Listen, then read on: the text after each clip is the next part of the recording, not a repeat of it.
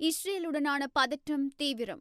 ஈரானில் உச்ச தேசிய பாதுகாப்பு குழுவின் புதிய செயலாளர் நியமனம். யாழில் வீதியை கடந்த பெண் கவனையினத்தால் ஏற்பட்ட விபரீதம். சேருநூர பகுதியில் சட்டவிரோதமாக பதுக்கி வைக்கப்பட்டிருந்த டீசல் சந்தேக நபர் ஒருவர் கைது.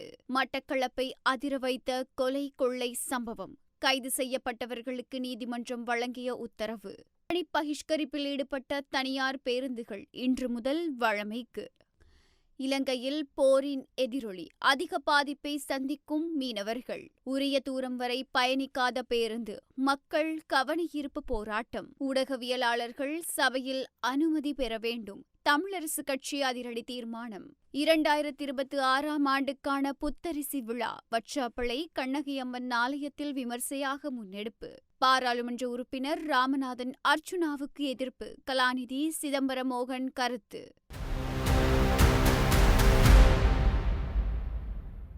வான்வெளி தாக்குதலில் கொல்லப்பட்ட அலி லாரிஜானிக்கு பதிலாக ஈரானிய புரட்சிகர காவல் படையின் முன்னாள் தளபதியொருவரை அந்நாட்டின் உச்ச தேசிய பாதுகாப்பு குழுவின் புதிய செயலாளராக ஈரான் நியமித்துள்ளது. ஈரானிய அரசு தொலைக்காட்சி புதிய செயலாளரை முகமது ஃபாகர் ஜோல்காத் என அடையாளம் காட்டியது. சர்வதேச ஊடகங்கள் செய்தி வெளியிட்டு இதனை உறுதிப்படுத்தியுள்ளன. ஜோல்காத் ஈரானின் நலன்புரி மன்றத்தின் செயலாளராக பணியாற்றி வந்தார். இதற்கிடையில் ஈரான் தூதுவரை நாட்டை விட்டு வெளியேறுமாறு லெபனான் உத்தரவிட்டுள்ளமை குறிப்பிடத்தக்கது. யாழ்ப்பாணத்தில் பாதசாரி கடவையூடாக வீதியை கடந்த பெண் மீது மோட்டார் சைக்கிள் மோதியதில் அவர் நேற்றைய தினம் உயிரிழந்துள்ளார்.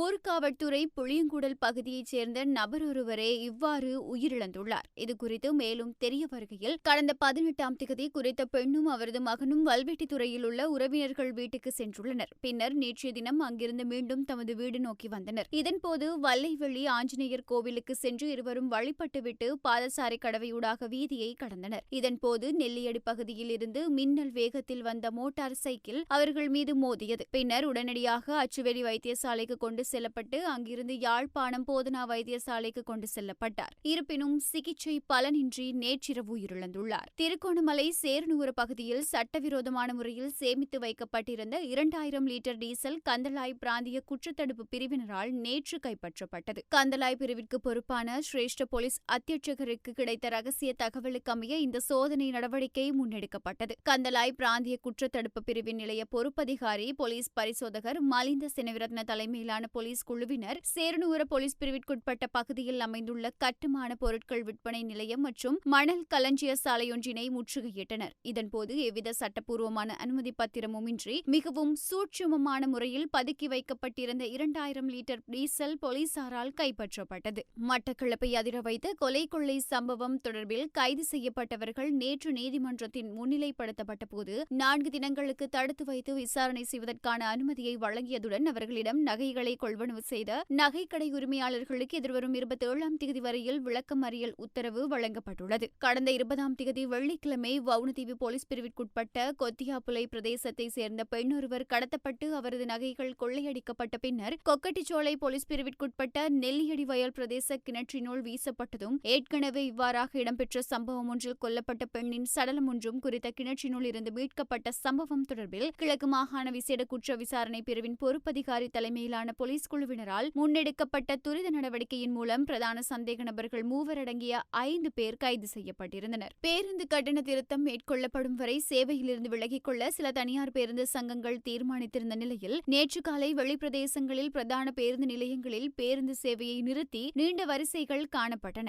எனினும் நுவரெலியாவில் வழக்கம் போல பேருந்துகள் சேவையில் ஈடுபடுத்தப்பட்டு வருகிறது. இதேவேளை கல்முனையில் வழமை போன்று பொது போக்குவரத்து இன்றைய தினம் முன்னெடுக்கப்பட்டது. இலங்கை போக்குவரத்து சபை மற்றும் தனியார் பேருந்து வழமை போன்று இன்று பொது போக்குவரத்தில் கல்முனை பிராந்தியத்தில் ஈடுபட்டதனை காண முடிந்தது. உலகளாவிய ரீதியில் போர் நடைபெற்றுக் கொண்டிருக்கின்றது. அதனால் இலங்கையும் அந்த தாக்கத்தின் எதிரொலியாக எரிபொருள் தட்டுப்பாட்டுக்கு முகம் கொடுத்திருக்கின்றது. குறிப்பாக வடமாகாணத்தில் கரையோரங்களை அண்டிய மாவட்டங்களில் மீனவர்கள் பாதிப்பை எதிர்கொள்ளும் நிலைக்கு தள்ளப்பட்டுள்ளனர் என வடமாகாண கடற்றொழிலாளர் இணையத்தின் செயலாளர் NM ஆலம் தெரிவித்தார். மன்னாரில் உள்ள அலுவலகத்தில் நேற்று இடம்பெற்ற ஊடக சந்திப்பில் கலந்து கொண்டு கருத்து தெரிவிக்கையிலேயே அவர் இவ்வாறு தெரிவித்தார். அவர் மேலும் கருத்து தெரிவிக்கையில் மன்னாரில் முகம் கொடுக்கும் எரிபொருள் தட்டுப்பாடு தொடர்பாகவும் சர்வதேச ரீதியில் நடைபெறுகின்ற போர்நிலை காரணமாகவும் நாட்டில் ஏற்பட்டிருக்கும் எரிபொருள் தட்டுப்பாடு அதை கையாளுகின்ற வகையிலேயே அரசு மேற்கொண்டிருக்கும் நடவடிக்கைகள் நாங்கள் சற்று ஆராய வேண்டியிருக்கின்றது எனவும் தெரிவித்தார். தலவாக்கலை ராணிவத்தை வீதியில் பொது போக்குவரத்தில் ஈடுபடும் தனியார் மற்றும் இலங்கை போக்குவரத்து சேவைக்கு சொந்தமான பஸ்கள் உரிய தூரம் வரை சேவையில் ஈடுபடுத்த கோரி பொதுமக்கள் நேற்று கவனஈர்ப்பு போராட்டம் ஒன்றில்